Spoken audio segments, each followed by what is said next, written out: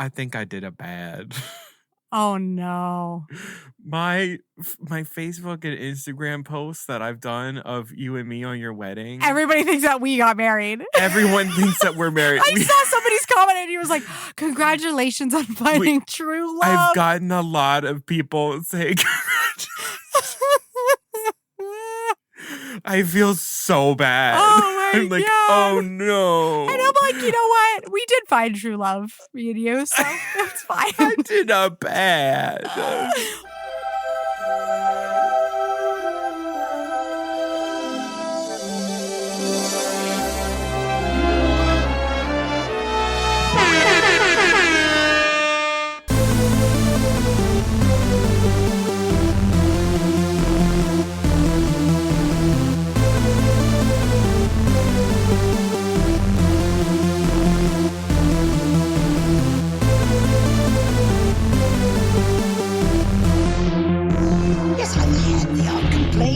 But on the whole, I've been a saint to those poor unfortunate souls.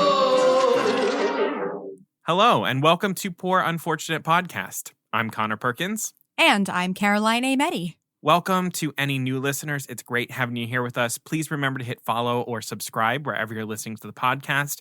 That way all of our episodes download to your device. You don't miss out on anything new. And for those returning listeners, make sure that you also hit follow or subscribe. And then everybody, when we get to the end of this podcast, we're going to all do something together.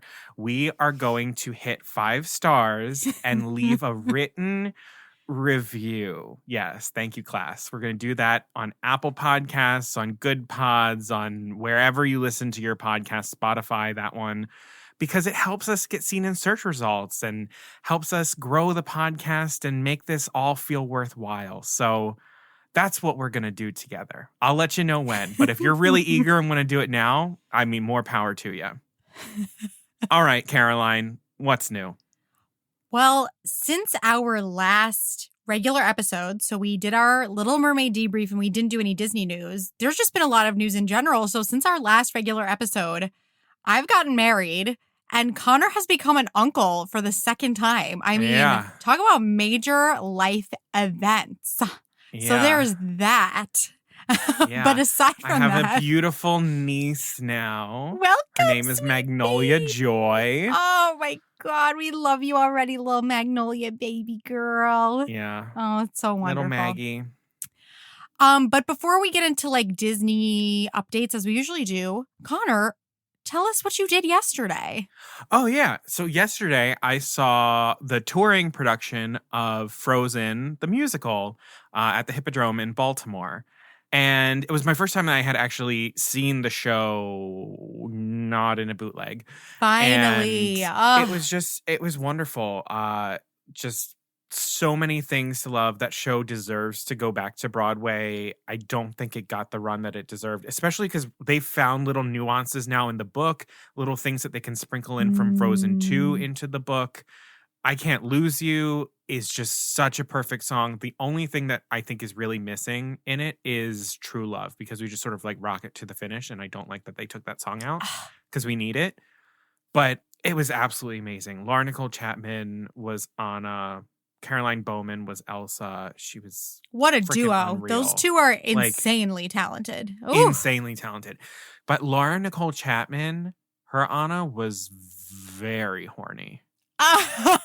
Good for her. It was, absolutely loved it. And I just really like the sort of precedent that Patty Murin took. You could tell that she took like the line, I've led a pretty sheltered life, and used that as part of like the cornerstone of the character of like, she's like the homeschooled kid. Yeah. So she's just like awkward AF. Yeah. And Laura Nicole Chapman did that, but also is like, she's awkward and coming into her sexuality. She's like horse girl sexuality. Oh my God. That was her Anna. It was like the horse girl who draws like romantic erotic comics and stuff like that. That was Anna. I love that. It's incredible. But it was a wonderful night.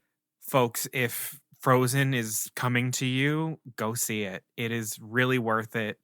I think it's one of the best Disney musicals I've seen. Just Agreed. a really, really solid adaptation. It really is. It really is. It took me by surprise when I saw it on Broadway in the best way. It was wonderful. Yeah.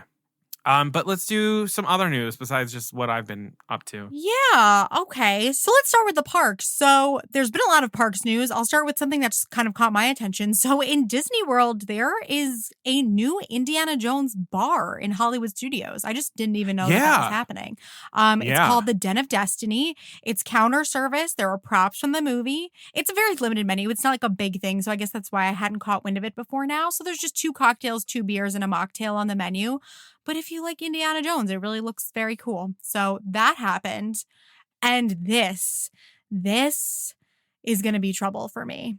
So today, first of all, today is June 16th. Disney announced a huge discount thing that they have going on over the next I freaking saw the $99 a day for 4 days. That, and there's also 25 to 35% discounts on hotels on certain dates. And if you're a Disney Plus subscriber, and then it's all around November, December-ish. And then to top it off, Disney has announced a new holiday event for Disney World, which is Jollywood Nights at Hollywood Studios. And I am in deep trouble because this sounds absolutely incredible. And I have to go to this. It's my favorite type of Christmas, which is 1940s jazzy Christmas. And which is why that Christmas loop in Hollywood Studios is the best. Is the best one. And this has obviously they have a specific, I think, parade or cavalcade. There's a show starring Kermit and Miss Piggy. Oh, fuck. Yes. Obviously the same kind of thing that comes with every, late night event, which is you can get on all of these rides, which Hollywood Studios right now for me has a lot that I really want to get on. Obviously special menu items, special character appearances. There's a band playing 40s. It's just multiple. There's a cocktail lounge. It's Caroline, is this why I wasn't on the Bachelorette trip? Because we were supposed to do this? It might be. Fuck. This is grown-up Christmas Disney. It's my grown-up Christmas. This is my grown-up Christmas wish. So it's the typical price that these usually are. It can go up to $175. But yeah. Lord. So they announced that, and they announced the Mickey's Christmas party dates as well. So we're in trouble. It's that paired with the discount that goes into December. It's going to be a problem. So we'll keep you updated on that. Shit. Okay. And speaking of other, nighttime events happening in the parks, I think these were the only 2 Pride nights just happened at Disneyland. The Muses were there. The Muses were there. They're all in red, which at first everybody was like, what the hell is going on? Because they had red costumes and red hair, but they were old costumes from a parade that they used to be in. But it looks, they were also, the Queen of Hearts was there. Mulan as Ping is there. I cracked up because I think it was Jeremy the T, who I love following, was like, why is Naveen appearing alone at Pride Night? And that killed me. Oh my God. Because he gets one night a year. Oh my God. The fairies are out. Just so many fantastic characters. They're playing amazing music. And I just saw so many Disney Instagrammers that I follow. I saw how much it meant to them, and it seemed like such a beautiful, beautiful event, and it gave me so much hope, and it looked wonderful, and it just made me really happy. So I just loved watching Rainbow, Mickey, and Minnie dancing to Kill the Lights. I was just gonna say to you, Connor, I'm they were playing Kill the Lights in Disneyland. It's too good. Also, right now, because we haven't acknowledged this, you can meet Ariel from the live-action Little Mermaid in both Hollywood Studios and California. It's limited time right now, and they had better keep her. She's fantastic. She's, oh my God, amazing. Though the one complaint that I have about, I think it's the Hollywood Studios location, is they use the screens, the LED screens behind, and when you take a picture of those, it jumbles them all up. Oh, hell no. I'm wondering, I wonder if something's going to go down at Voyage of the Little Mermaid. I wonder if we're going to get a little update there because Wait. I don't know why we haven't reopened that. And I'm kind of like, Listen, the only reason I really go to Voyage of the Little Mermaid is for the ambiance and the laser effect at the beginning when you go underwater, because that's one of my favorite effects absolutely ever. And now we have more songs that could be featured in it. I'm just we saying. Do. That would be friggin' sick. So fingers crossed. But moving away from the parks, some other Disney news. So they have announced Disney Junior's Ariel coming in 2024 based off of the live action Ariel. So it's all about, Ariel is when she's younger, using the power of her voice and teaching viewers to do the same thing. 10 out of 10, fantastic news. We also got the trailer for Disney Pixar's Elio, which is coming out in 2024. And even though it has so many elements of things that Pixar has done before, I'm intrigued. The trailer I'm always intrigued going to me. be intrigued by Pixar stuff. And it gave me some laughs, so I'm gonna put some hope on that. And Elemental is out by the time you're listening to this. Yeah. So I don't know. Let us know what you think if you go see it. And then in other directing news, Jennifer Lee will not be returning to direct Frozen 3. It was just announced. Wait, I didn't know that. Yeah.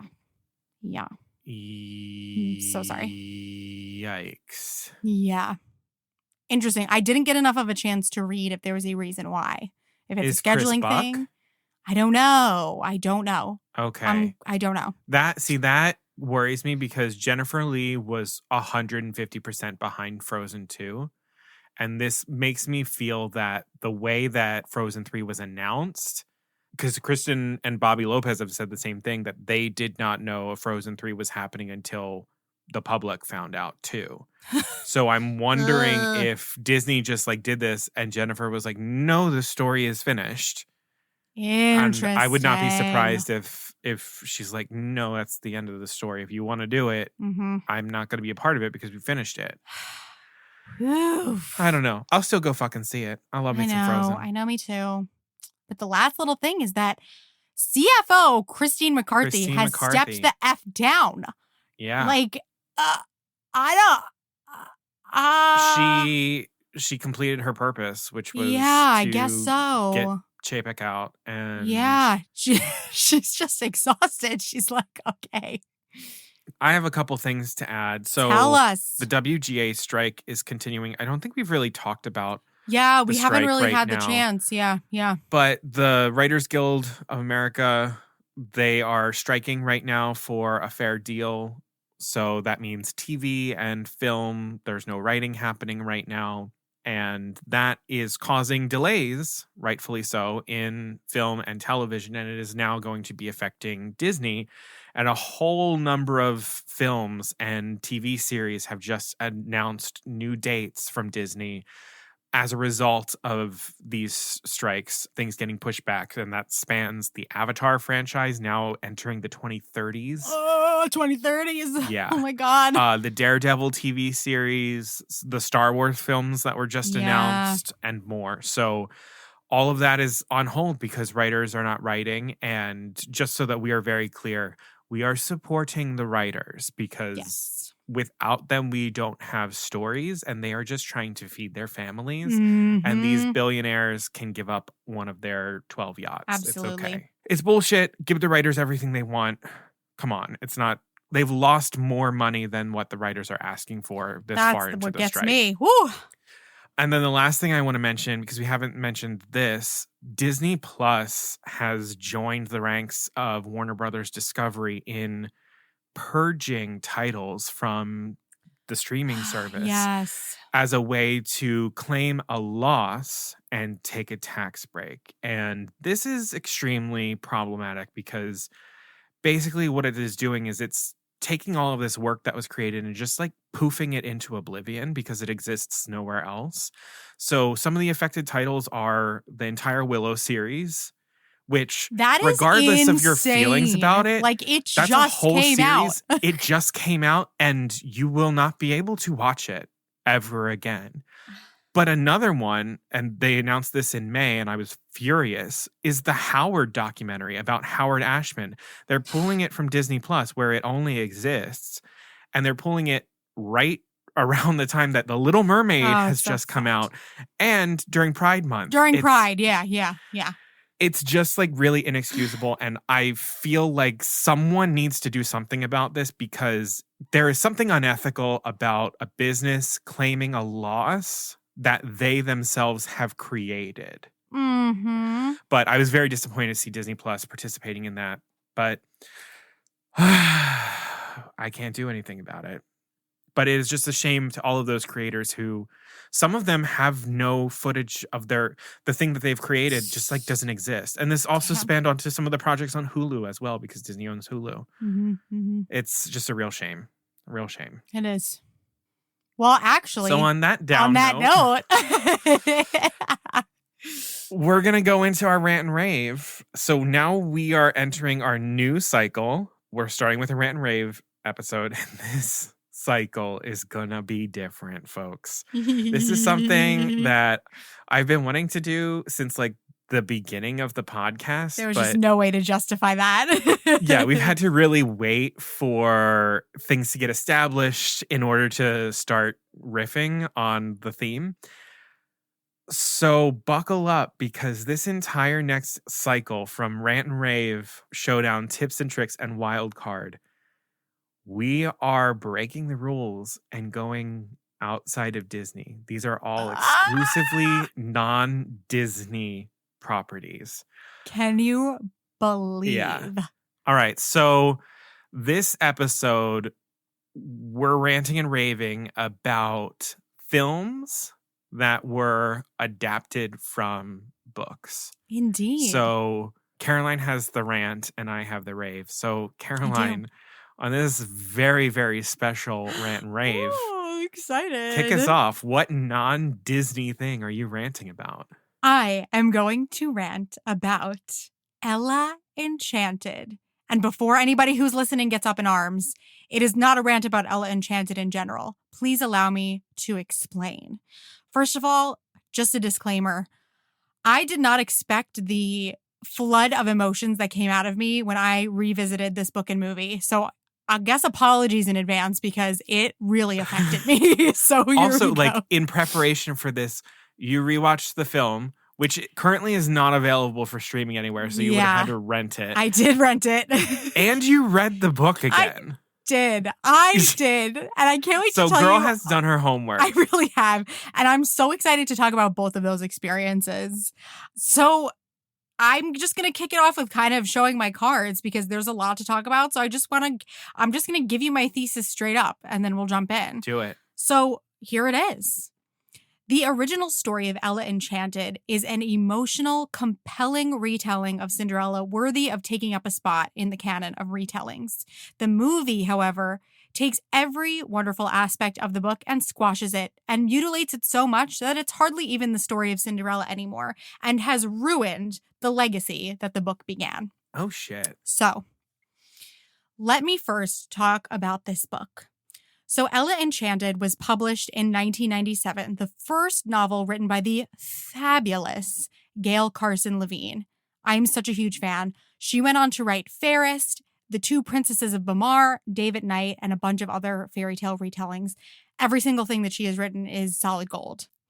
In 1998, Ella Enchanted was awarded a Newbery Honor, which recognizes the most distinguished contributions to American literature for children, and I honestly could not agree more. So we don't usually do, obviously, super in-depth summaries of Disney things, because we kind of assume, if you're tuning in, that we're all on the same page. As much as I want all of you to go read this book, I am going to give a rather detailed summary of the story. Do it. Because Connor you haven't read it, right, Connor? I haven't read it. I have seen the film. And I do not, I think you can still read the book and get there's so much that I couldn't even cover. There's so much happening in this little 130-page book. I cannot even tell you.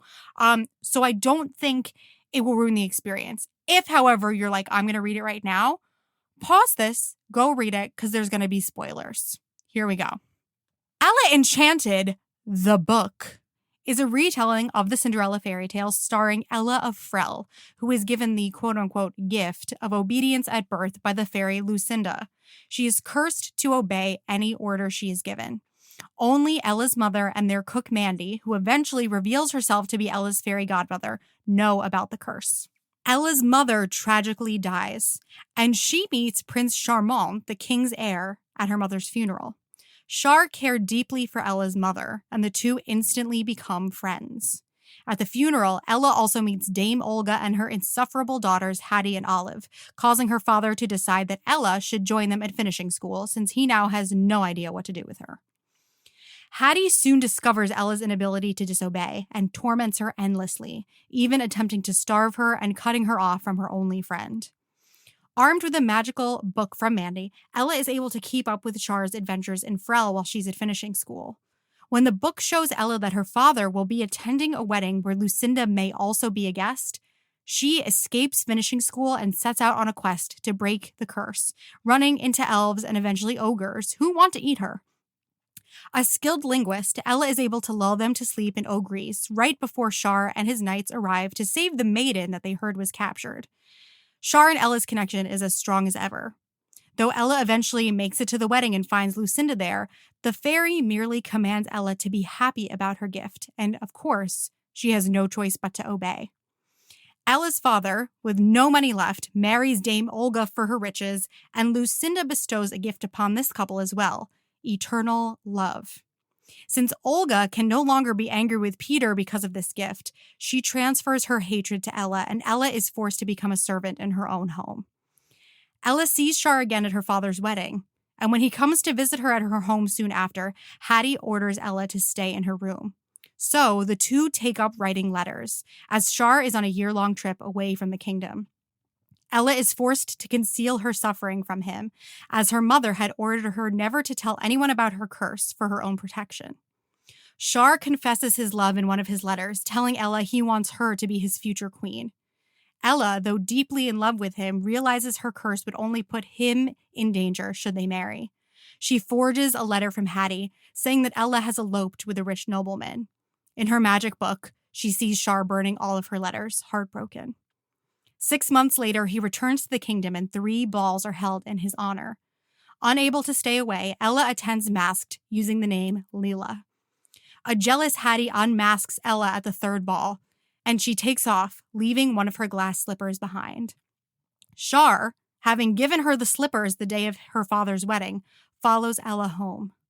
Do you love me? Tell me. At this order, Ella has no choice but to confess her love. When Char tells Ella to marry him, she finally finds the ability to refuse for the good and safety of Char and the kingdom, knowing her curse would cause him harm, and her refusal to obey breaks the curse at last. We're going to get into how all that happens a little bit too. What a good story. It's such a good damn story. It's just like I just told you a good story, right? So before I jump into the details, I cannot stress enough what a delight this book is. I remember being deeply in love with it as a tween and being especially shooketh by the gorgeously emotional finale scene when Ella finally breaks the curse. I'm going to read this. You have to. I'm going to get it from the library. Oh, it's online. It's online for free. I'll send it to you. Oh. It's online for free. It's online for free. Her yelling, "I shan't marry the prince," with tears streaming down her face is forever seared into my memory. As we all know at this point, I have like a little bit of an obsessive personality, so I knew it was very likely that I could revisit the book and discover that it's just like your average tween fantasy, and I was just having a moment at the time. Not so. I devoured the book all over again in one sitting, and it truly was enchanting. It doesn't feel childish in any way. The characters leap right off the page. Do yourself a favor, grab the little 130-pager for a pool day this summer. It's just delightful in every way. So I want to talk a bit about what's going oh so very right in this book. So the first thing that comes to mind for me is the relationship between Prince Char and Ella. I have always been a sucker for a Cinderella and Prince with real history and friendship. Ahem, bad Cinderella. I love that. Not only do Ella and Char have a wonderful and well-formed friendship in the book, but the romance between them is introduced long before the ball in the most swoon-worthy of ways. Shar confesses his love for Ella in a letter. And I have to read to you part of this letter. This is a young adult novel. Please do. I've had to truncate it because we can't go on and on. So just know that this is me grabbing bits and pieces of the letter. Give us the bits. Give us the pieces. I think I've loved you since we met at your mother's funeral. I want to be with you forever and beyond. What a beautiful bride you'll be, whomever you marry at whatever age. And what a queen if I am a man. Who has your grace, your expression, your voice? And at the end, he signs it love. It is such a relief to pen the word. Love, love, Shar. It is such a relief to pen the word. That's very It's so Jane Austen. You put a comma after dearest. Very that. It is. It changed the meaning. Did you intend this? It did. Yeah. Shar is so in love with Ella that after Ella breaks his heart, he decides that he will never marry, even after meeting Leela at the ball and clearly developing feelings for her. He offers her instead a forever friendship because he knows he will never get past his love for Ella. The two of them connect over extremely relatable and human things. Shar's love for Ella's mother, a fondness for animals, and their slide down the banisters goofiness. Their relationship is real. Ella fully acknowledges and says that Shar is not perfect, and she mentions his inability to recognize the level of interest in a subject that his listeners may or may not have, and his tendency to ramble because of it. Her noticing this only makes you believe in their relationship all the more because it feels so grounded in reality. Ella is also a heroine that we can get behind. She possesses the expected qualities of the original Cinderella: selflessness, a tender heart, and a fondness for animals and other creatures, while possessing a new and exciting scrappiness, rebelliousness, humor, and intelligence that make her feel deepened and new. Ella saves herself in this story many different times and never hesitates to take matters into her own hands. When Shar arrives with his knights to rescue a maiden allegedly captured by ogres, Ella has single-handedly taken care of a situation that would have taken a band of men to even attempt to solve using her wits alone. This Ella is scrappy. She rebels against her curse in small ways whenever she can, and subtly enacts revenge whenever possible, like stealing Hattie's wig before running away from finishing school. She's endlessly kind, but never a doormat, and only quote-unquote gives up chasing after what she wants when it's for the good of others. This book also benefits greatly from its first-person narration by Ella. Her voice is clear and relatable and so easy to get swept away with, and I think that's part of the reason that this book is just so easy to read in one sitting. We also get firsthand access to Ella's very sensitive nature. She feels emotions deeply and also feels the effects of her curse acutely. Being able to hear her describe what her body and mind feel like anytime she attempts to disobey an order only heightens the drama and stakes of the story, and her dilemma becomes extremely real and physical, solving for the "why doesn't Cinderella just change her situation" complaint about the original story. But maybe best of all, Ella's selflessness is the thing that breaks her curse, and it perfectly balances any of the sharper edges that this version of the character has, keeping her pure classic princess heart intact. She is only able to fight against the symptoms of the curse, which literally bring her to her knees when she tries to disobey, when she finds a cause beyond herself to fight for. She knows that she could become queen and her curse could be discovered, and it would only be used by people like Hattie for personal gain and by enemy kingdoms to try to kill Shar. And now, again, I have to read the passage that is part of the finale, when Shar tells Ella to marry him, and she fights every sense in her body in order to refuse. So this is an excerpt from the book. I promise this is the last one because I don't want to ruin anything else, but it's just too good. Girl, it's fine. Here we go. The tears streaming from my eyes were acid, burning my cheeks. My mouth filled with liquid, bile, and blood from biting my tongue, salty and corrosive and sweet. In spite of myself, my mouth opened. Consent had won. Obedience had won. But I clamped my hand over my mouth. Say yes and be happy. Say yes and live. Obey. Marry him. I began to rock in my chair. Forward the words were about to come. Back I reeled them in, faster and faster. The legs of the chair thudded on the tiles and pounded in my ears. Marry him. I won't. Marry him. I won't. Then I lost sense of it all. I went on rocking and crying, but my thought burrowed within, concentrated in a point deep in my chest where there was room for only one truth. I must save Shar. For a moment, I rested inside myself, safe, secure, certain, gaining strength. In that moment, I found a power beyond any I'd had before. A will and a determination I would never have needed if not for Lucinda, a fortitude I hadn't been able to find for a lesser cause. And I found my voice. And this is a young adult novel. That is really good shit. That's like objectively good shit. It is. And so I didn't read the part of what she says next because you need to read that for yourself. So there's that. Another thing that's going on fantastically in this book is the use of magic. The magic in this book is doled out in perfect measures. Although magic plays a part in almost every moment of Ella's journey and is the reason for who Ella is in this version, the magical elements never pull focus away from the very human conflicts playing out at the heart of the story. There are rules to the magic that is part of this universe, which I always love. In this world, there is small magic and big magic. Small magic is the kind that Ella's cook Mandy performs. Tonics that keep Ella healthy, soups that cure illnesses, things like that. Big magic is generally frowned upon as it can change the course of life events. Things like changing the weather, bestowing and taking back gifts, disappearing in front of people if you're a fairy, really anything that involves people and animals.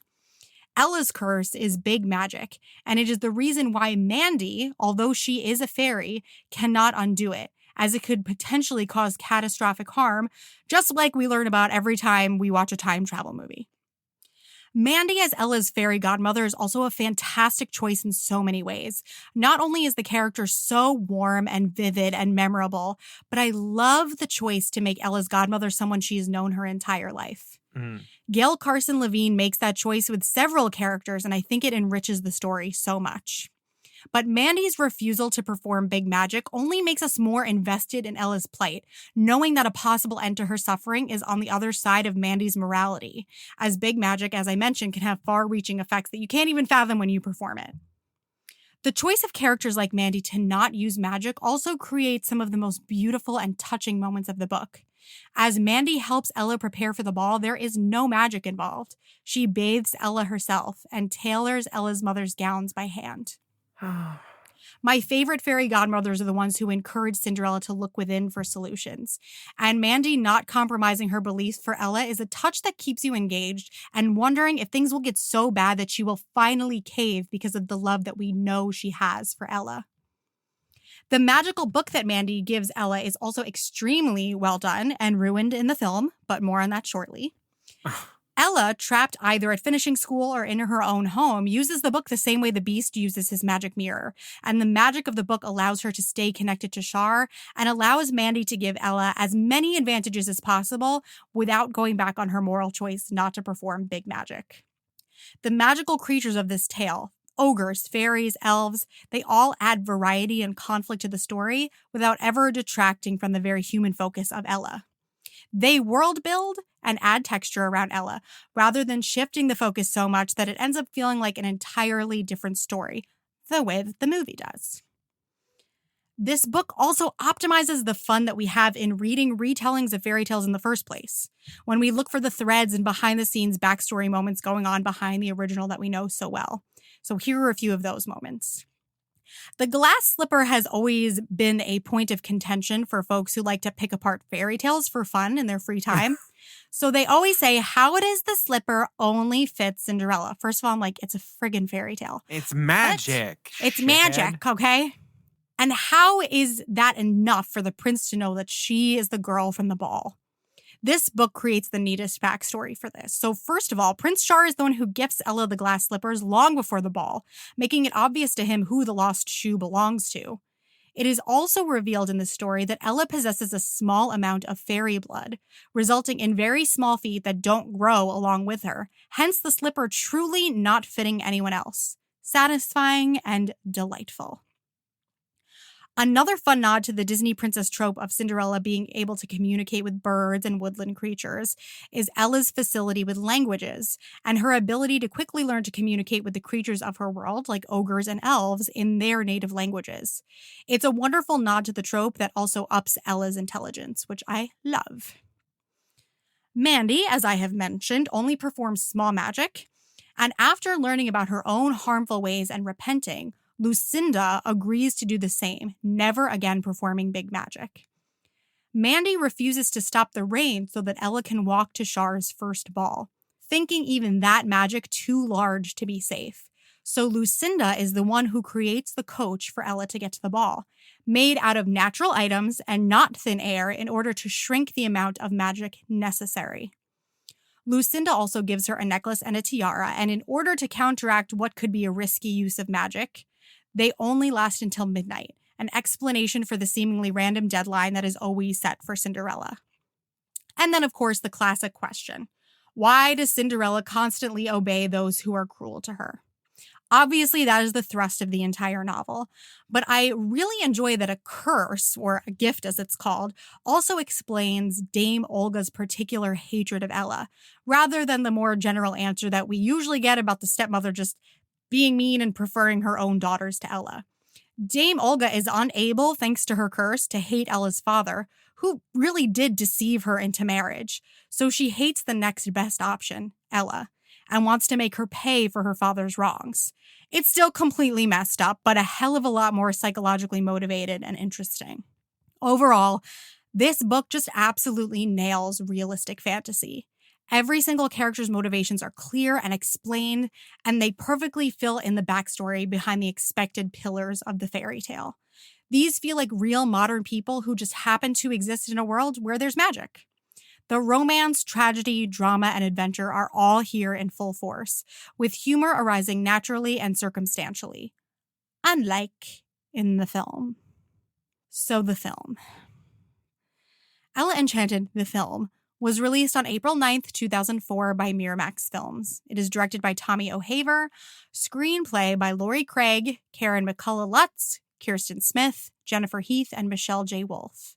Words truly cannot describe how distressing it is that this many writers, all female, managed to ruin a wonderful heroine and write such terribly unfunny and frankly insulting dialogue.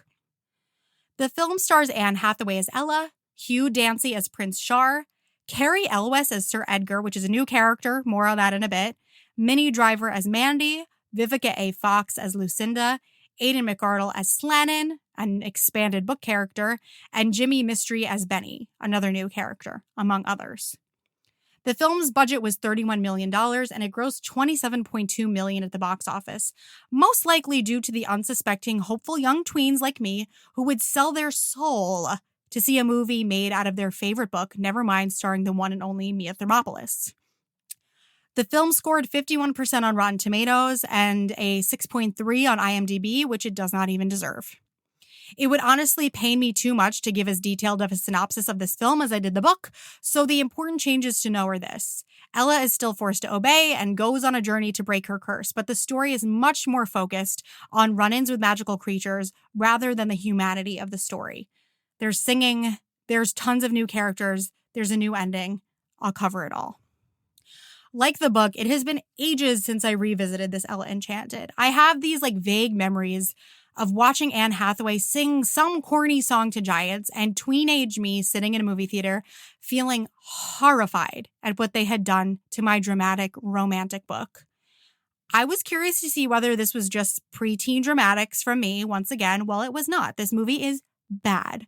Oh my God. One caveat to all this is that Gail Carson Levine herself has suggested that we, in quotes, regard the movie as a separate creative act from the book because of its band of new characters and tone that lives in a completely new and terrible universe. She's trying to be nice. Yeah. She's trying real hard to be nice.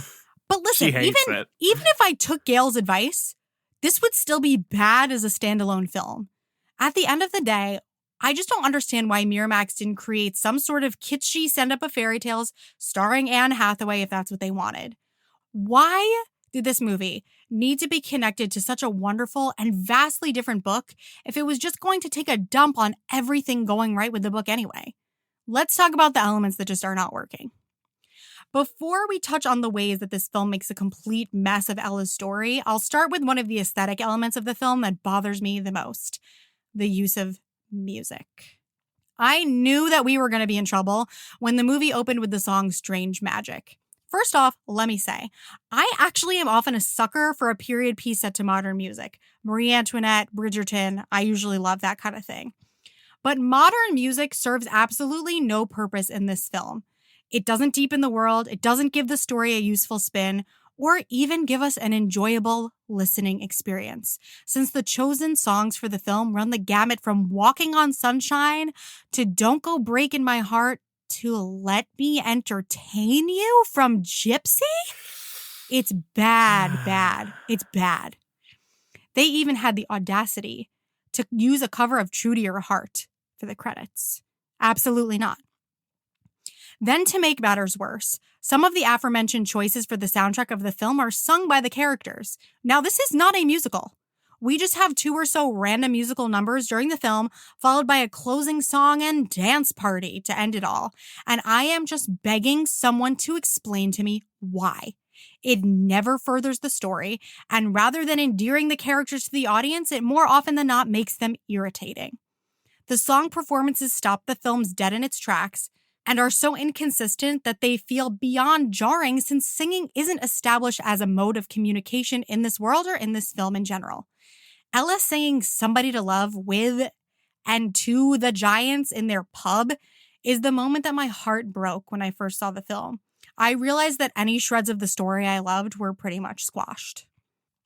Let's also talk about the, once again, inexplicable choice to give this story an overly modern spin in tone and humor. The movie is narrated by Eric Idle, and I get what we're going for with that choice. It strikes a super clear tone, but I sincerely do not believe that that tone matches this story. The book's success lies in the emotional depths that it is able to touch, and in its skillful melding of realism as it pertains to human emotions and relationships, and the fantastical. This film takes a hard left turn and heads straight into the land of cartoon, and it just feels like nobody even bothered to read the source material. Don't get me wrong. I am fully okay with irreverent takes on fairy tales. I love me some Once Upon a Mattress. I'm obsessed with Bad Cinderella, but this film does not do irreverence well, which makes its complete 180 from the tone of the source material even more frustrating. I honestly think that Camila Cabello Cinderella does a much better job at touching on the places where the story of Cinderella can be goofy and funny. The film also panders to its tween audience, the exact opposite of what the book does. While I was able to thoroughly enjoy the young adult book as a 30-year-old woman, there were moments when this film neared unwatchable for me because of its poorly written humor and attempts at modern references. The film has no fewer than these following things happen over its hour and a half. Oh, Christ. A character makes an O.J. Simpson joke. Oh, Just let that set in for a second, okay? Heidi Klum, yes, Heidi Klum plays a giantess. A character's fart is animated with green smoke. Ella boards a medieval-style escalator while walking around the village mall. Ella's stepfamily arrives in a carriage made to look like a taxi. A fairy gets in trouble for flying while intoxicated. We watch a debate scene that is so beyond pandering to Princess Diaries fans at Frel Community College. And honestly, while I'm on the subject, Anne Hathaway's casting as another novel-based princess aimed at teenagers, it does make sense. But honestly, how rude that the folks who made this film think that Princess Diaries fans have such lowbrow taste. The pandering in particular to young women, of which I was the prime target when this film came out, is especially infuriating. Why on earth would these writers believe that readers of an emotionally sophisticated fantasy novel would want that world transformed into one with malls and a Prince Char screaming fan club topped off with early 2000s medieval fusion costumes? Women looking down on young women, and I'm talking about the people who wrote this, that way makes me even more angry. What the hell was going on here? Then we've got the new, additional, unnecessary characters. So in this version of the story, we are given a mega villain, Sir Edgar, the prince's uncle and regent, who of course desires the throne.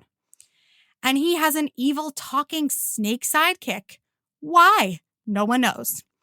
And although Hattie, Olive, and Olga serve as villains in the book, the biggest source of conflict is Ella's curse itself, an interesting and sophisticated choice for a young adult novel. Sir Edgar is predictably conniving and only necessary to the story because he changes the way that Ella breaks the curse, which I will cover in a moment. We've got Slannon, who is a passing elf character in the book. He's inexplicably expanded here. Ella meets him on her journey and learns of his heart's desire.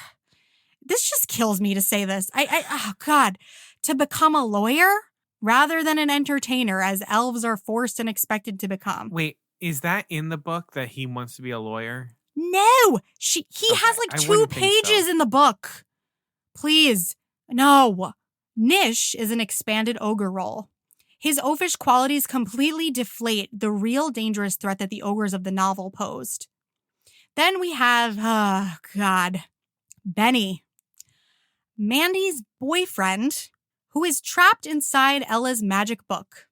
He's with Ella through her whole journey. Right. Yep. And it is a source of poorly written jokes. And we will get to that in a moment as well. Oh, I blocked a lot of shit out you from this movie. You have to. Otherwise, you can't.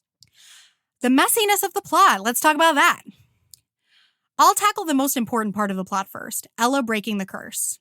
In the book, Ella faces the turmoil of choosing between her personal happiness and the good of the kingdom at large, for the first time having to resist an order that she actually wants to obey, to marry Shar. It's extremely powerful. In the film, Sir Edgar has discovered Ella's inability to disobey and commands her to kill Shar, knowing that she cannot refuse. She resists, like in the book, but truly because she, of course, doesn't want to kill the man that she loves. It doesn't require her to give up something she desperately wants in exchange. So the drama of that moment is, again, I keep using the word deflated. That's what this whole thing feels like. To make the finale even messier, we then have Edgar make another attempt to kill Shar once Ella fails by poisoning a crown that will be placed on his head. I'm not sure that that's how poison works. Oh, shit. And listen, I'm trying here.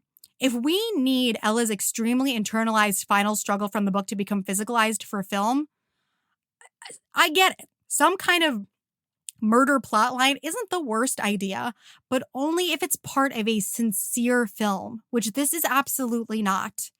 But it doesn't get better than Ella needing to give up her heart's deepest desire in order to protect someone else. That is drama, people. The film also adds in an unnecessary and never fully developed subplot about prejudice in the kingdom against magical creatures like ogres and elves. The movie half-heartedly attempts to make Ella an activist, having her hold up a sign about the issue when Shar makes an appearance in town and all of the other women are there to swoon over him, continuing the abysmal, not like other girls thing that I'm going to also touch on in a moment. That plotline goes nowhere, except for clearly spelling out that Edgar is the villain as he made the decrees that subjugate the other creatures. And in this film, Ella is just not who she used to be. Ella gets saved way too often in this version of the story. It's Shar who ends up rescuing her from the ogres. There's no finishing school for her to run away from. And besides setting out on the journey to find Lucinda, she really doesn't take any matters into her own hands. She's passive and she feels way too Mia Thermopolis to me. I miss the confident Ella from the books and honestly couldn't name many adjectives to describe this version of her. She is not painted clearly and the writing for her is lazy. Ella's resistance to her curse also becomes fodder for comedic moments rather than a real and heart-wrenching struggle. She's yanked around by her curse into the ball against her will, knocking down tables haphazardly. When she's given an order, it is often accompanied by lighthearted musical scoring. And then we have the underdevelopment of the existing relationships from the book. One of the best things happening in the novel is that none of the classic Cinderella characters are new to Ella. She has known all of them for years, making their relationships extremely rich and nuanced. This film shrinks those relationships to their most simplified and superficial levels. In this version of the story, Ella and Shar meet for the first time shortly before Ella sets out on her journey to break the curse. Gone is the long history and friendship between them, and in the most disappointing twist of all, Ella starts her relationship rolling her eyes at Shar, desperately trying to prove that she isn't part of the fan club like the rest of the women in the kingdom. We even have Shar utter one of my most hated phrases in the universe. You're not like other girls. Oh, no. Ella spends so much time trying to get away from Char and then moves into romantic feelings so quickly that there is no way I can believe her curse is broken because of her desire to save his life. Words cannot express my disappointment in the choices made for these two in this movie, especially because the pseudo enemies to lovers trope happening does nothing to deepen the story or my love for Ella as a character. Their book romance is one of the best to exist in young adult fiction. What have we done to it? And again, I say, why? Ella and Mandy. Mandy is such a major and influential part of the book, as I believe a fairy godmother figure should be. Mandy is given next to nothing to do in this film, completely wasting the talents of Minnie Driver and making it feel like Ella is really on her own. In the books, Mandy is Ella's saving grace, shielding her as much as possible from the torment of her stepfamily, secretly receiving Char's letters to Ella, helping her get to the ball, and holding Ella as her heart breaks after she forges the letter refusing Char. Her only role in the film is to give Ella the magic book. Except, as I said, this book, rather than being a magic mirror-esque enchanted item, contains Mandy's boyfriend, who is trapped in the book because of a poorly performed spell. So, oh yeah, Mandy's also just bad at magic in this version of the story. It just really couldn't get any worse. Yeah, when you were talking about Mandy, I was like, I can't remember who played. I'm like, I remember Lucinda, but I'm like, I couldn't remember who. And it's Minnie freaking Driver. It's Minnie effing Driver. It's a tragedy. And now the stepfamily. Ella is introduced to Hattie, Olive, and Dame Olga very shortly before Dame Olga marries her father in the film. So there is no longer history between them, and the nuanced and supported reasons for their cruelty from the book are stripped away. Olga is not cursed anymore, so she just generically dislikes Ella, and Hattie and Olive are just jealous of Ella because she receives an invitation to Char's ball. Their relationship is reduced to the typical generic cruelty that less sophisticated Cinderella stories usually rely upon. Then what's the point? There's no point. Like, what's the point of retelling it then? There's no point. Oh, wow. Okay. And finally, Ella and Lucinda. So although the book version of Lucinda is certainly a dramatic troublemaker, she eventually sees the error of her ways and uses her magic to get Ella to the ball. Poor Vivica A. Fox is forced to portray a fully unlikable Lucinda, who is also chaotic and kind of mean. There's no resolution to their relationship, no lessons learned. And Lucinda actually forces Ella, who wants to avoid the ball in order to avoid murdering Char, into a ball gown and prevents her from being able to stay away. So, after all of that, this brings me to the question of why. I've been finding over time that it's been very surprising for me. I am truly a Cinderella girly at heart. I always thought I really am. There's something about this story that I just guess I feel connected to in whatever the iteration is. I think it's the good things happening to good people trope. Yeah. That draws me to Cinderella as well.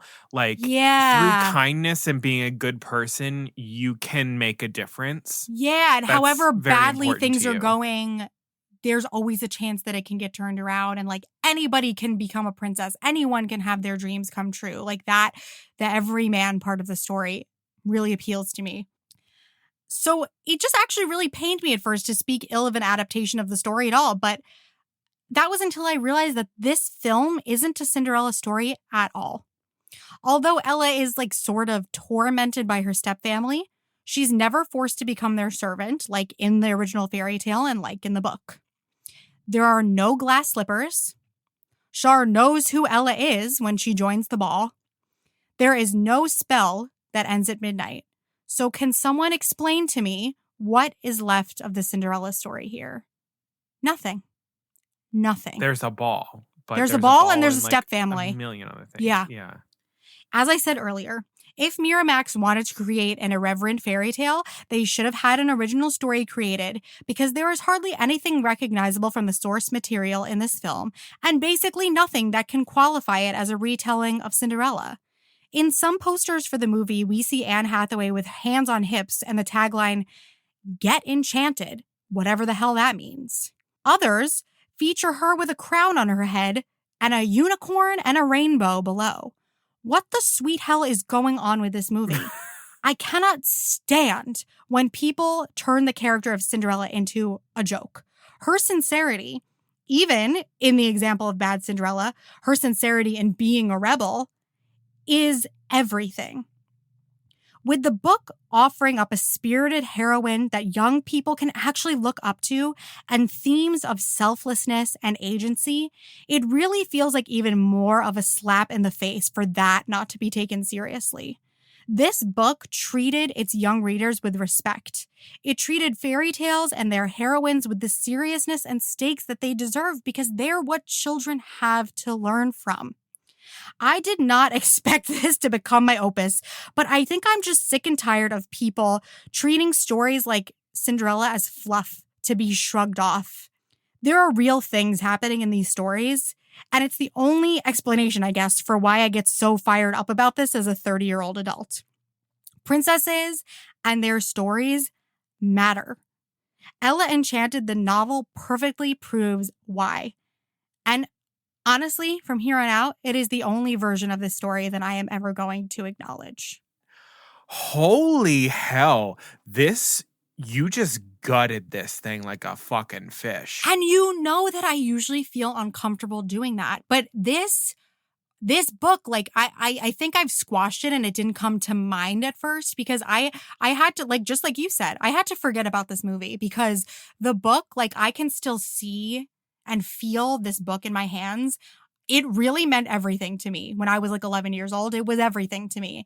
And you look like you're about to cry. Are you crying? Oh my God. When do I have therapy next? Just like, how, I don't know. I know I became fixated on these women writers and it's just like, how did they fundamentally misunderstand this so much? How can you misunderstand all of these young people, but really young women especially who read this? Like, what do you think of young women? It's kind of like the opposite of what happened with the Princess Diaries. Yeah, where it is. They went very, very away from the source material, but and they leaned into the sincerity. So much heart. Yeah. And it's like they did the reverse of it, where it's like you didn't really have to do anything other than just like produce this novel. Seriously, I'm telling you, I can't wait for you to read it. It leaps off the page. It does. And it's just like the clear preying on the Princess Diaries fans is just funny to me because I'm like, they're not the same story. No. So you can't give them the same treatment at all. And ironically, the Princess Diaries fan base is bigger for the film than the books. Mm-hmm. And the film added more sincerity, which is exactly what you sucked out of it. It's like, that's what people are responding to. They're responding to the reality of the situation. Yeah. Holy hell. Listen, you have rallied me to the cause. Like, Cap achieved. I am here to fight. As much as I want people to go and buy the book, if you Google Ella Enchanted read free online, it is available online. So nice. Yeah. You were a big reader when you were a kid, right? Yes. I was a huge reader. Like, my summer reading thing that I'd fill out for the library would be pages and pages and pages. And I honestly, if someone came out with a fairy tale retelling, I read it. And this, I realized how long ago I read this book. And that final scene, I'm telling you, I will never forget it. And I'm just like, how does something that memorable get ruined? Yeah. I love scenes in books that I can't shake. Mm-hmm. Like, because that recently just happened to me last year when I read The Name of the Wind. Yeah, like, nobody should be touching those things in a way that changes them. Like, don't change them. Yeah, it's like, no, we want you to see you visualize it. Yeah. Like, we're trusting you to interpret this and make it happen for us. Don't change it. We don't want you to rewrite. We want you to interpret. That's very good. And I'm very excited now to read Ella Enchanted because, to be honest, when you were doing this rant, when you were saying you were doing this rant, I was like, all right, I'm neither here nor there about Ella Enchanted. I'm like, I remember watching the movie and it kind of sucked. And you were like, I love this book. And I was like, yeah, I'm like, but I also know sometimes the books that Caroline likes are, The Diary of Katrina Van Tassel. I owned it, didn't I? And I'm telling you, this is different. But this sounds like a book that I would read and would love. I have connected with an old castmate of mine. We were randomly talking during a break one day, and we both talked about one of Gail Carson Levine's other books, The Two Princesses of Bamar, which is outstanding. And like, that affected their life in the same way that Ella Enchanted affected mine. Like, her books are really powerful. Woof. Are you tired of me complaining about how people disrespect Cinderella yet? I don't know what this is. I don't know what era of my life I'm in right now, but I actually love listening to you because I also thoroughly love the story of Cinderella for the same reasons, because I believe, and this is probably why I'm just like such a Disney person and why I'm 30 years old and have a Disney podcast with you. But I believe wholeheartedly in the good things happening to good people. And that belief has been very, very hard to hold on to. Yeah. It feels like this world tries to snatch that from you at every single chance. Going to school at NYU, surrounded by the people that we were surrounded by, it was so jaded. And it really felt like good things didn't always happen to good people. And it felt like you would have to claw your way to get what you wanted. But holding on to the hope that good things happen to good people. And I feel like I'm just now starting to see it happen more and more. Like, I will say, you appearing at the top of the stairs at your wedding was a Cinderella. It was a Cinderella moment, because it was like a good thing is happening to a good person. Like, she is happy and something good is happening to her. And that makes me overwhelmingly happy. And I think that's why I started crying. Oh my God. You're because it was a good thing happening to a good person. So, I mean, that's why I respond to the Cinderella. And I agree that it is not just fluff. There is a reason why this story, more than most fairy tales, continues to be retold. Because it's hope. People desperately need hope. It's hope. It's hope. No matter how your heart is grieving, if you keep on believing, the dream that you wish will come true. Thank you for listening. Thank you for that. We needed to hear that. Well, I'm going to pivot, and I'm going to try and pick us up. My rave, I'm just going to go right into my intro, because I wrote a whole ass paragraph to introduce this. Do it. I think in these non-Disney things, we have to. Yeah. When we think of fairy tales that have been adapted into animated films, we tend to immediately go to the works of Charles Perrault, the Brothers Grimm, Hans Christian Andersen, and the Disney film counterparts to these classic stories. We all remember the magic of seeing the storybooks open and these fables about universal truths unfolding in beautiful animation, usually glossing over some of the more frightening or gory details.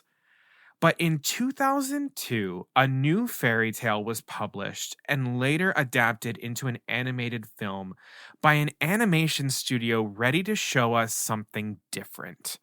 They boldly pushed the art form of animation forward and told a story that didn't shy away from the darkness that many children are often drawn to, but are unable to safely explore. In doing so, they gave us a new classic that serves as one of the cornerstones of a misunderstood genre and deserves all the recognition that we bestow upon films like Cinderella, The Little Mermaid, and Snow White and the Seven Dwarfs. This film is an adaptation of the children's horror fantasy novella of the same name, Coraline. Heck yes. I'm ready to go. Okay, I'm amping myself up now. I'm ready. I'm going to give you some of my sources: the Leica website, Wikipedia, the marysue.com interview with Terry Hatcher and Neil Gaiman, mssu.edu, and videolibrarian.com. I'm going to give us some background information about both at the same time, because my thesis in this isn't necessarily assessing how well it necessarily did at adapting the book into the movie, but just that this story that was a book adapted into a movie is one that we need to put respect on. So some background information. The film premiered at the Portland International Film Festival on February 5th, 2009. It was released on February 6th, the next day, 2009, in the United States. The director was Henry Selick, who directed The Nightmare Before Christmas and James and the Giant Peach. The screenplay is also by Henry Selick and is based on the novella by Neil Gaiman, which was published on July 2nd, 2002. The producers on this, we have Bill Mechanic, Claire Jennings, Henry Selick, and Mary Sandel. The music was composed by Bruno Coulet, with the other father's song composed by They Might Be Giants and performed by John Linnell of the band. Oh my God. The film stars, among others, Dakota Fanning as Coraline Jones, Terry Hatcher as Mrs. Jones / the other mother, John Hodgman as Mr. Jones / the other father, the fabulous Jennifer Saunders as Miss Spink, and the illustrious Dawn French as Miss Forcible, Keith freaking David as the cat, and Ian McShane as Mr. Bobinski. The budget for this film was $60 million. Whoa. The box office was $124.6 million. Oh my God. Let's talk about some of the awards and reception. It has a score of 7.7 on IMDb, which to me is low. And it is certified fresh on Rotten Tomatoes with a critic score of 90%. It was nominated for Best Animated Feature at the Golden Globes, the BAFTAs, and the Academy Awards, unfortunately losing to Up. Oof. It was named one of the top 10 films of 2009 by the American Film Institute. Full stop. Top 10. That includes live action, all genres. Coraline is one of the top 10 of the year. My favorite assessment of the film comes from A.O. Scott's review in the New York Times, which called Coraline, quote, exquisitely realized with, quote, a slower pace and a more contemplative tone than the novel. It is certainly exciting, but rather than race through ever noisier set pieces towards a hectic climax in the manner of so much animation aimed at kids, Coraline lingers in an atmosphere that is creepy, wonderfully strange, and full of feeling, end quote. Because this film is so inextricably linked to the studio that created it, Laika, I do want to give you a brief history of this studio. Laika is an Oregon-based stop-motion animation studio that produces feature-length and short films in addition to commercials. It was founded in the 1990s as Will Vinton Studios, and as they sought outside financial assistance to produce longer films, they approached the CEO of Nike, Phil Knight, whose son Travis worked as an animator for the studio. In July 2005, they rebranded the studio as Laika, named after the dog that was sent to space by the Soviet Union, and they announced their first feature film, Coraline. To date, they have created 5 feature films, including Coraline, Paranorman, The Box Trolls, Kubo and the Two Strings, and Missing Link. Oh. I'm going to give you a plot synopsis that is brief. It was taken from the Laika website, zhuzhed up a little bit by me, but this is actually a very, very brief synopsis because this film and this book are so surprising that I genuinely do not want to spoil this for you because this is a film that you should see and it's a book that you should read. So, wandering her rambling old house in her boring new town, Coraline discovers a hidden door to a fantasy version of her life. In order to stay in the fantasy, she must make a frighteningly real sacrifice as she learns that everything may not be what it seems. Ugh. I know that is an incredibly vague description of this film. I understand why, though. You're right. But you just have to watch it. So I'm going to give you the pause right now that I usually give you in showdowns. Seriously, if you have never listened to me before and stopped this podcast, if you haven't watched this, please stop because I'm going to spoil everything that is so incredible about this film, and I don't want to do it. I think it's on Max right now. I don't even know because I love this movie so much that I just bought it. So I own it and I can watch it whenever the fuck I want. You could also, if you got a copy of Ella Enchanted and a copy of Coraline on a rainy day, you could read both, and it will be the best day you ever had. Oh, yeah. 100%. These were the 2 best books of my childhood. Oh, my God. I didn't read Coraline actually until this past fall, and I sat and I read it in one sitting. And wow, that's so cool. It was delightful. I devoured it, and then I read all of Neil Gaiman's notes that were in the back of the ebook because I rented it from the library on my Kindle. And his notes and his drawings and everything, it was just like fascinating. Neil Gaiman, I think, is one of the most exceptional writers that is currently living. I agree with you. All right.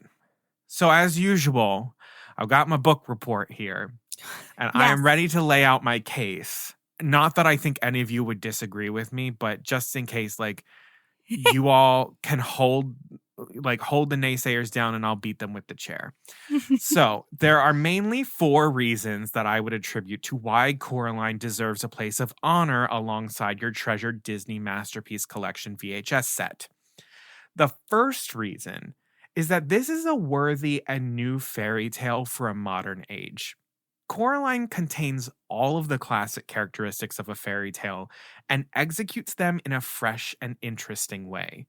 Missouri State Southern University lists the 5 characteristics of a fairy tale as characters, magic, obstacles or tasks, the moral lesson, and a happily ever after.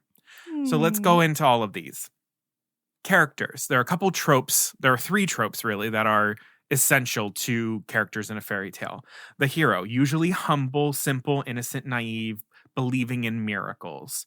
This is Coraline. She is our protagonist who we are meant to relate to and who has a lesson to be learned in the story.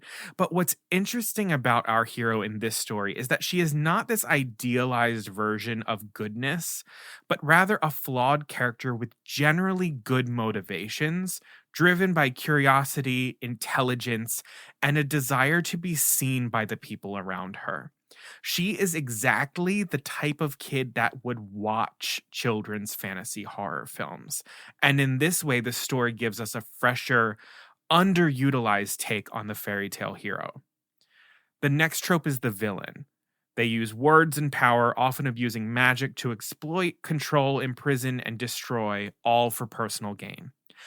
This is the beldam / other mother. Mm-hmm. She uses spies in the real world to find the source of a child's unhappiness and exploit it, slowly control them through gifts and gentle persuasion, imprison the children by sewing the buttons into their eyes, and finally destroy them by feasting on their souls.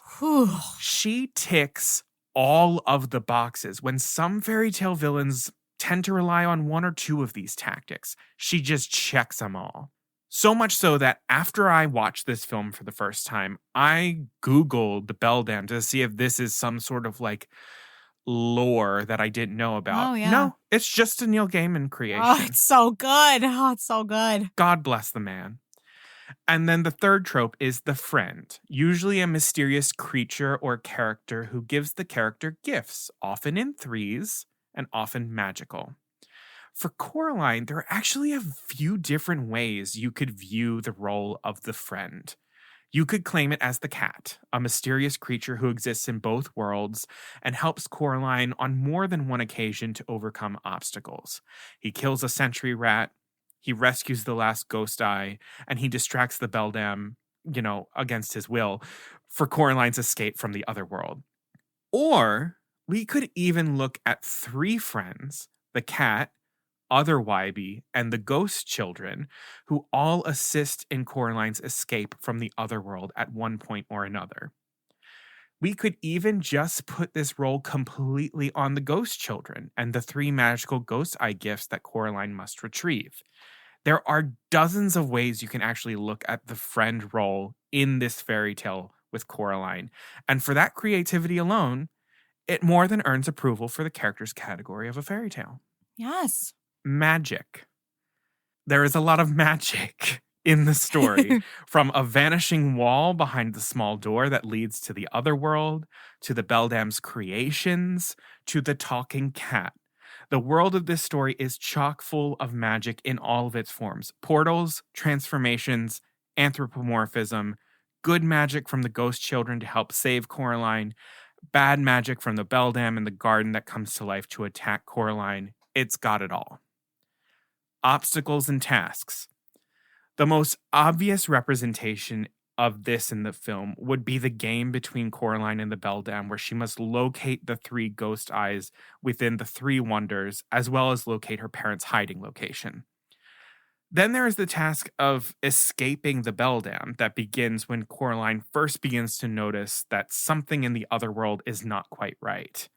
But if we zoom out even more, we could even say there is an additional base obstacle, which is very similar to that of Alice when she enters Wonderland. Yeah. And that is just learning what the mystery of this world is. What are its secrets and what are its rules? The moral lesson. Of course, every fairy tale has a moral lesson, and Coraline comes with some of the classic warnings we are familiar with from other fairy tale authors, like be careful what you wish for, things are not always as they appear, don't take the important things in life for granted. But what is interesting and very modern about this story is that there is a moral lesson to be learned outside of Coraline's own experience. If you're a parent watching this with a child or reading this to your kid, you can choose to align yourself with Coraline's parents and take away the lesson that it's important for parents to make time for their children. Yeah. At the start of the film, the relationship between the Jones parents and Coraline is very strained, with neither really respecting the needs of each other, and the parents disregarding Coraline kind of just because she's a kid. But by the end, even though they have no memory of their time in the other world, we see the family making more of an effort to make time for each other as they work in the garden together. And we even see glimpses of this happen before the end of the film when Coraline's mother gives her the gloves that Coraline wanted from the shop. And then this naturally leads us into happily ever after. Coraline and her parents are on a path to a better and more understanding relationship with one another. Coraline has learned to have more love and patience for the more mundane parts of her life, and that having faced her fears, she can do anything. It's literally all but saying, and they lived happily ever after, because who watching a children's horror fantasy would be satisfied with something so rote as that phrase? It's an offbeat happily ever after for the offbeat fan.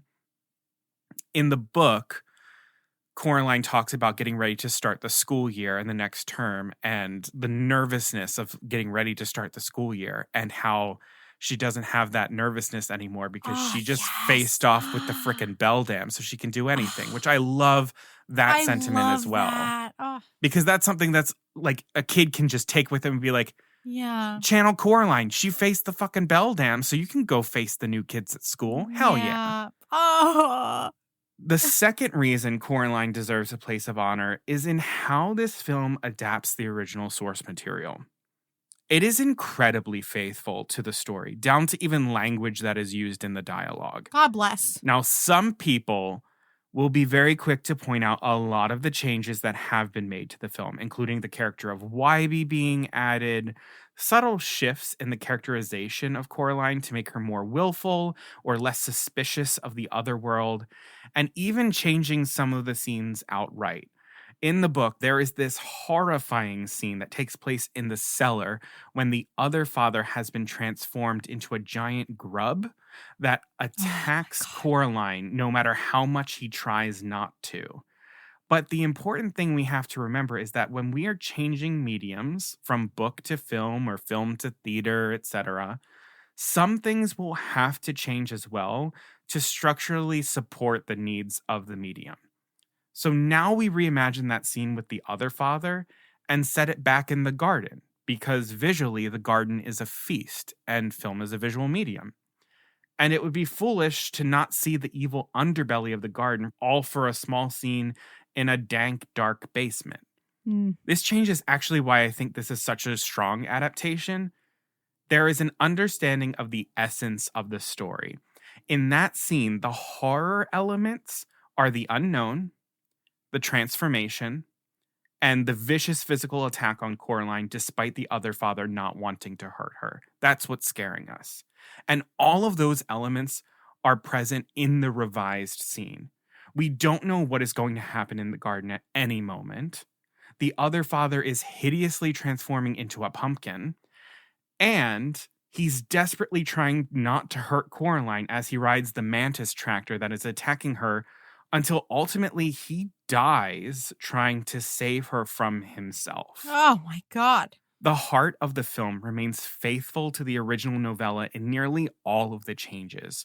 Things aren't being shifted to censor the story, but rather round it out for a visual medium.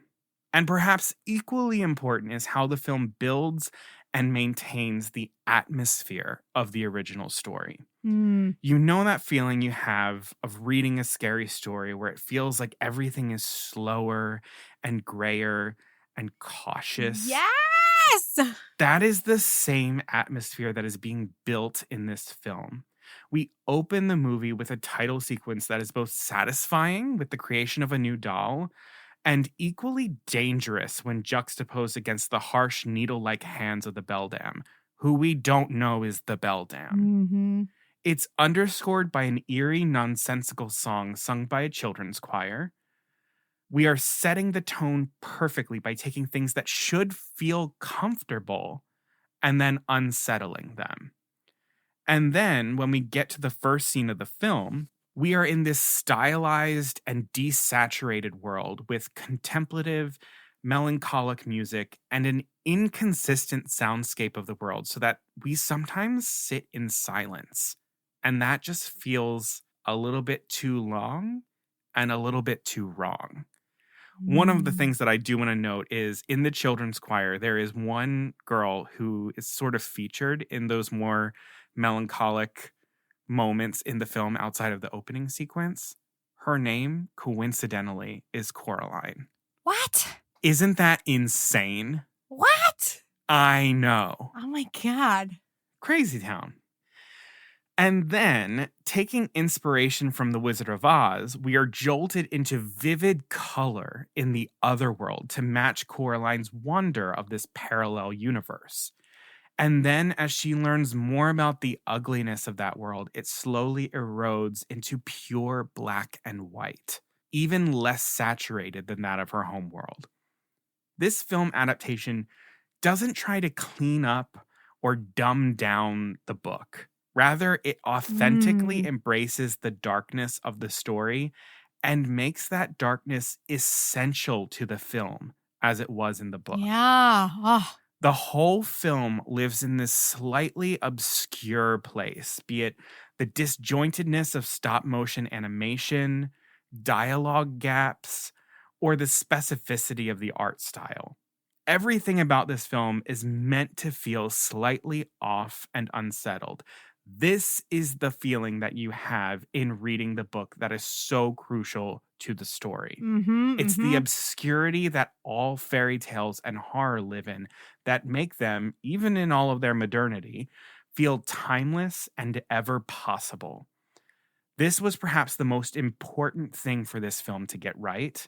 And I would say it creates and maintains atmosphere better than anything else it is attempting to do. It is a lesson in creating a fully realized, tone-rich animated landscape. This leads me into the third reason why this movie should be considered a classic. It is an ideal representation of children's horror fantasy, a subgenre that is underrepresented in Disney. Since we're a Disney podcast, I'm going to be calling out some Disney here. Yeah. But before I do that, Neil Gaiman's daughter, Holly, used to love telling scary stories to him in the early 90s. He went to a bookstore to look for, quote, really good horror for 4 to 5-year-olds, end quote.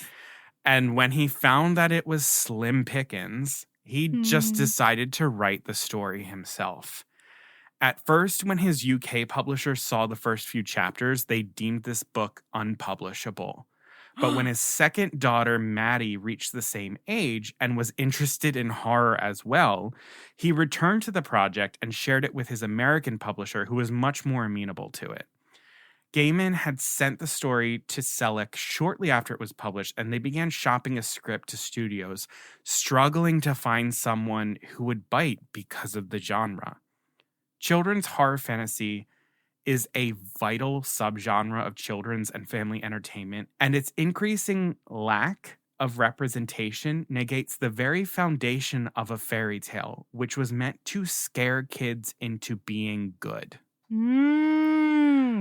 I want to read some excerpts from Joe Reed's article for videolibrarian.com about dark fantasy films because I just simply can't say it better myself. So here we go. Quote, many children seek out films designed to scare them, indulging in the horror genre as an act of childhood rebellion or a rite of passage. Dark fantasy films such as Labyrinth, Return to Oz, and Coraline offer threatening villains and a creepy atmosphere while speaking directly to children and tapping into their fears and anxieties. Dark fantasy films create alternate worlds distinct from our own that explore the inner fears and anxieties of their protagonists. These worlds are threatening, with creepy aesthetics and a sinister atmosphere. By placing the adventures within an alternative world, the fear is less direct. What is significant about these films is that in the end, the children win. While these films are at times scary with elements of danger, the villains can be defeated. Dark and difficult emotions such as fear, powerlessness, and anxiety are a part of a children's existence as much as adults.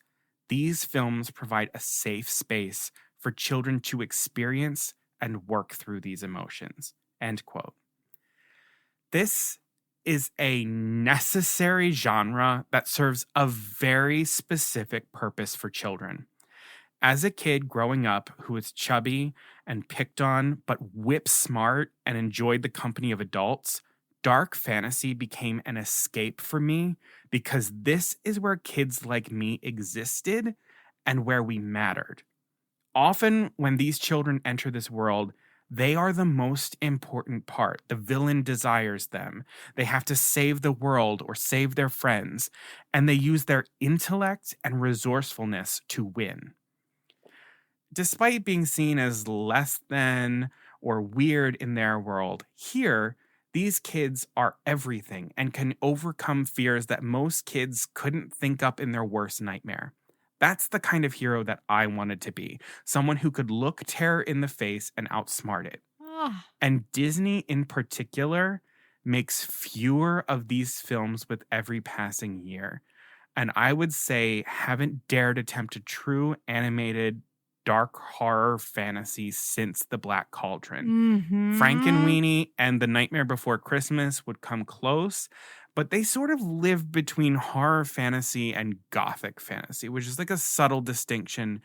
But like, the horror element, like the choice to scare is less so. They're not really trying to scare us in The Nightmare Before Christmas. Yeah, no, they're not. Yeah. Therefore, with no Disney animated alternative to stand for this genre and so beautifully demonstrate the horror of a fairy tale, Coraline has to be on the shelf. Yes. And finally, my last reason Coraline deserves to be seen as a classic is how Laika as a studio boldly pushes the art form in a comparable way to Disney and Pixar. If we give them their laurels, Laika and Coraline deserve it too. Had Up not been released the same year, Laika's first feature film would have easily swept the Best Animated Feature category in every award show. Think for a second about what a Disney animator does. The painstaking hours of drawing scene after scene, painting backgrounds, now rendering them in a digital space and manipulating light. Now imagine after drawing it, you then had to create it for real. Stop motion animation combines nearly every artistic discipline: drawing, painting, puppeteering, robotics, textiles, CG effects, practical lighting, photography, voice acting. It is a mastery of animated storytelling, and Coraline boldly pushes the limits of the art form, both in animation and content. Laika Studios was cutting staff and hemorrhaging money to the point where the fate of the studio lay with the success of Coraline. They were originally doing 2 animated features, 1 stop motion, 1 CG. The CG feature dropped. They cut like most of their staff. And much like Cinderella did for Walt Disney Animation Studios, Coraline was the dark fairy tale that saved Laika. Wow. I found Coraline and Laika later in my life, and I'm disappointed that I did. Partly it was my age when this was released. I was growing up and starting to dip my toe into real horror, finding out that it wasn't for me, and then heading for the suspense thriller pool. But watching this film for the first time, I knew that this would have been Kid Connor's obsession, right next to Labyrinth, The Dark Crystal, The Watcher in the Woods, and The Neverending Story. It pains me that this part of me has had to wait to be shared until I talk about non-Disney things on this podcast. Because my love for dark fantasy is something that is so much a part of my childhood and of my current artistic interests. And I think that's my takeaway from this rave. It's twofold. First, Disney needs to step up and stop ignoring this genre. The kids who loved The Black Cauldron exist, and new ones are being born every day. We shouldn't have to wait multiple generations to be seen. But second, and most importantly, if you aren't finding the type of story that you're looking for, you may have to make it yourself, as Neil Gaiman and the folks at Like It did. Coraline is a masterpiece, perfectly modern, timeless, and original. This is our fairy tale, the one for all the kids with a boundless imagination who didn't fit in until later in life, if that, who would wear capes and wave wands in their backyard instead of going to sports ball practice. The ones who believed in fairy tales, because, as Neil Gaiman writes, fairy tales are more than true. Not because they tell us that dragons exist, but because they tell us that dragons can be beaten. One of the best quotes on the damn planet. Drop the mic. Yeah. Wow, you just made me learn so much about myself through this rave. Because I read it. It happened to be a rainy day when I got it from the library. I read it. So my house was so dark. I remember where I was sitting and I read the entire book and I was scared out of my brains. And it also explains why I latch onto things like the hanging body and the haunted mansion because I love Disney and there are so few places to get that kind of feeling that I'm like, that's it. That's all I'm going to get. We don't get it.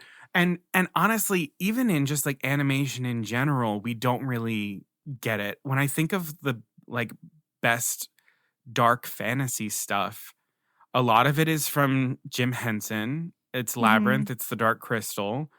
It's Return to Oz. I mean, that's freaking horrifying. Absolutely. The Neverending Story. And then Don Bluth, when he left Disney and we got The Secret of NIMH. The Secret of NIMH is freaking dark as hell. Yeah. And I love being like grossed out by it, but like the Coraline is a comfort film to me. And I think it's because I don't know. I don't find as much comfort in crying over a movie. Like when I think about like the movies that like wreck me, like Up or something like that. I love that movie, but it isn't something that is a comfort to me because the emotional journey can be too rough on me that I don't want to do that to myself all the time. But I have no problem watching Coraline because at the end, I feel like I can do freaking anything. That's more interesting to me. Oh my God. And I think most of that comes from like being a kid who I'm like, I can think and talk and whatever circles around all of you people who are making fun of me, but you're in the majority, so I'm less than, and that's horse shit. So I escape into my own world where I'm like, no, I actually am the star of this show. Oh, wow. Oh my God. Both of these are such peeks into our younger psyches. It's so interesting because I had the same feeling as you.